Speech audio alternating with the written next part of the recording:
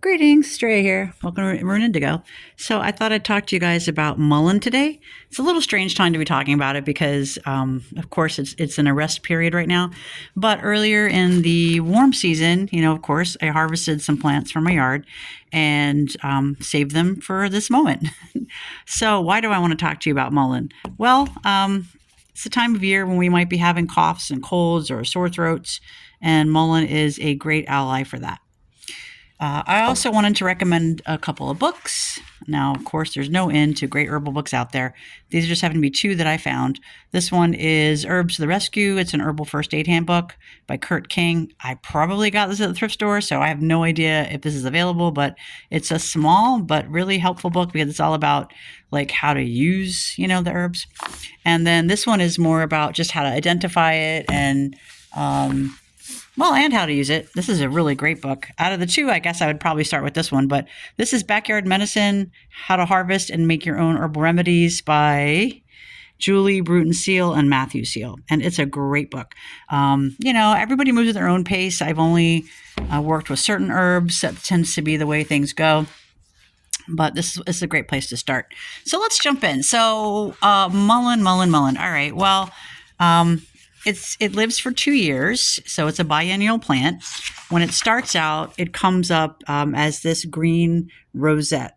And then that's the first year. The second year, it sends up a stalk that looks like, well, this is part of it. This is the top of it. It sends up a stalk. I've seen them like 2 to 3 feet. I don't know what the exact, how tall they grow, but they get pretty large. And they're very distinctive plants. Like once you've learned to identify it, it's going to be pretty easy for you to, find it. All right, what's the easiest way to make use of this plant? Well, the easiest way, of course, would just be to pick a leaf and use it, right? As a poultice. But I feel like for most people, a tea is probably the simplest way. And you can accomplish that with a tablespoon of the dried leaves, put into your mug with hot boiling water on top of it. Let it steep for 15 minutes or so. And then you have a nice tea. Somewhere I have pictures of me doing that. I don't know where it is on my phone. I'll have to look for it later. But it makes a nice pale kind of golden color. It's not objectionable flavor-wise. And it is said to help with chest congestion, sore throat, and irritated, anything related to that respiratory system. So that's what it's an ally for. Other ways you can use it. Let's get a little bit closer here.